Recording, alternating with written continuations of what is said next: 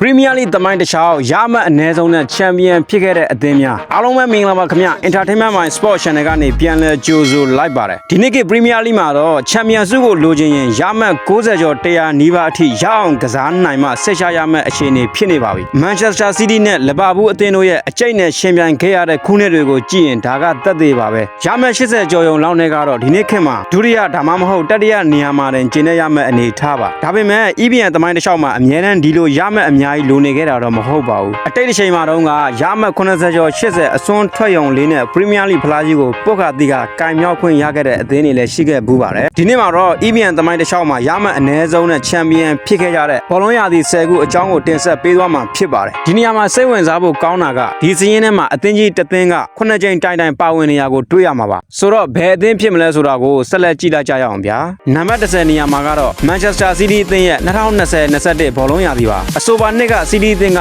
ရမတ်86မှတ်နဲ့ Champion ဖြစ်ခဲ့တာပါပက်ကွာရီယိုလာရဲ့ Man City အသင်းကရမတ်အနည်းဆုံးစည်းရင်းထဲမှာပါဝင်သွားလို့အံ့ဩသွားမလားတော့မသိဘူးဗျကိုဗစ်ကာလကစားခဲ့တဲ့ဒီရာသီမှာ City အသင်းကဒီဇင်ဘာလကနေမတ်လအထိ82ရက်ကြာရှုံးပွဲမရှိစံချိန်နဲ့ဒုတိယနေရာက Manchester United အသင်းကို12မှတ်အကွာနဲ့ Champion ဖြစ်ခဲ့တာဖြစ်ပါတယ်နံပါတ်9နေရာမှာကတော့ Manchester United အသင်းရဲ့1992-93ဘောလုံးရာသီပါ English Premier League ရဲ့လို့ပထမဆုံးစတင်ပြောင်းလဲတဲ့ရာသီပဲဖြစ်ပါတယ် Sir Alex Ferguson ရဲ့ Manchester United အသင်းကအဲ့ဒီအချိန်ကအဓိကကစားသမား Eric Cantona ကိုခေါ်ယူပြီးဒုတိယနေရာက Aston Villa အသင်းကို10မှတ်အကွာနဲ့နှစ်ပေါင်း25နှစ်အတွင်းပထမဆုံးဖလားကိုပြန်လည်ရယူခဲ့တာဖြစ်ပါတယ်နံပါတ်10နေရာမှာကတော့ Manchester United အသင်းရဲ့2002-2003ဘောလုံးရာသီပါအဆိုပါနှစ်က United အသင်းကဗီဒိန်စံချိန်တင်ပြောင်းရွှေ့ခြင်းနဲ့ Ferdinand ကိုခေါ်ယူပြီးခံစစ်ကိုကြောက်ဆောင်လို့တိစောက်ခဲ့ပါတယ်တရားသီလုံး34ကိုပဲပေးခဲ့ရပြီးရမှန်83မှတ်နဲ့စူဖလားရရှိခဲ့တာဖြစ်ပါတယ်နံပါတ်9နေရာမှာကတော့ Manchester United အသင်းရဲ့1995-96ဘောလုံးရာသီပါဒီရာသီမှာတော့ Sir Alex Ferguson ကစီနီယာကစားသမားအများပြားကိုရောင်းထုတ်ပြီး Class of 92လို့လူသိများတဲ့ Beckham, Bosco တို့လိုလူငယ်တွေကိုပွဲထုတ်ခဲ့ပါတယ် Eric Cantona ရှစ်လပွဲပဲကနေပြန်လာတဲ့နှစ်လည်းဖြစ်ပြီးရမှန်82မှတ်နဲ့ Champion ဖြစ်ခဲ့တာဖြစ်ပါတယ်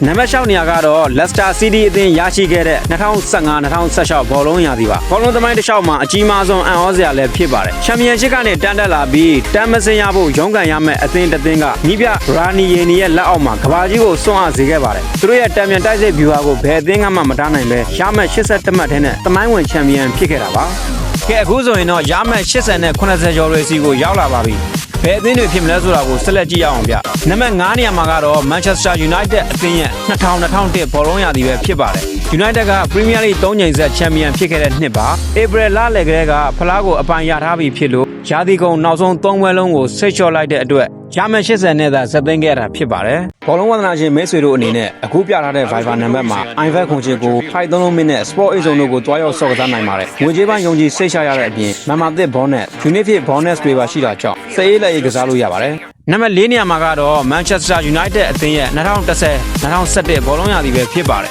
Sir Alex Ferguson ရဲ့ United က19ချိန်မြောက်ဖလားကိုရယူခဲ့တာဖြစ်ပြီးတမိုင်းဆိုင်တူခဲ့တဲ့နှစ်ပါအိမ်ဝင်းမှာတပွဲမှမရှုံးခဲ့ပေမဲ့အဝေးကွင်းရလက်ဆိုးတွေကြောင့်ရမှတ်80ပဲရခဲ့ပေမဲ့ဒုတိယနေရာက Chelsea နဲ့ Man City အသင်းတွေကို6မှတ်ကွာနဲ့ဗိုလ်ဆွဲခဲ့တာဖြစ်ပါတယ်နံပါတ်3နေရာမှာကတော့ Manchester United အသင်းရဲ့1998-99ဘောလုံးရာသီပဲဖြစ်ပါတယ်ဒါကတော့တကယ်ကိုမယုံနိုင်စရာပါ United အသင်းရဲ့တမိုင်းဝင်ဖလား3လုံးစစ်ပဲရခဲ့တဲ့ရာသီပဲဖြစ်ပါတယ်အဆိုပါရာသီမှာပဲ United အသင်းက89မှတ်ထဲနဲ့ကို Premier League ဖလားကိုကန်မြောက်ခွင့်ရခဲ့တာပါဒုတိယနေရာက Arsenal အသင်းနဲ့တမတ်ပဲကွာခဲ့ပြီးပရိသတ်တွေကိုရင်တမမနဲ့ဖြစ်စေခဲ့တဲ့ရာသီလည်းဖြစ်ပါတယ်နံပါတ်1နေရာကတော့ Arsenal အသင်းရဲ့1999-98ဘောလုံးရာသီပဲဖြစ်ပါတယ်အာဆင်ဝင်းကရဲ့အချိန်ပြည့်ကင်တွယ်ခွင့်ရခဲ့တဲ့နှစ်မှာ Premier League ဖလားကိုကန်မြောက်ခွင့်ရခဲ့တာလည်းဖြစ်ပါတယ်ဒါပေမဲ့သူတို့ရရှိခဲ့တဲ့88မှတ်ဆိုတာကသမိုင်းမှာဒုတိယမြောက်ရမှတ်အနည်းဆုံးပဲဖြစ်ပါတယ်ကဲဒါဆို Premier League သမိုင်းတစ်လျှောက်မှာရမှတ်အနည်းဆုံးနဲ့ Champion ဖြစ်ခဲ့တဲ့အသင်းကဘယ်အသင်းဖြစ်မလဲနံပါတ်1နေရာမှာရှိနေတဲ့အသင်းကတော့ Manchester United အသင်းရဲ့1996-99ဘောလုံးရာသီပဲဖြစ်ပါတယ်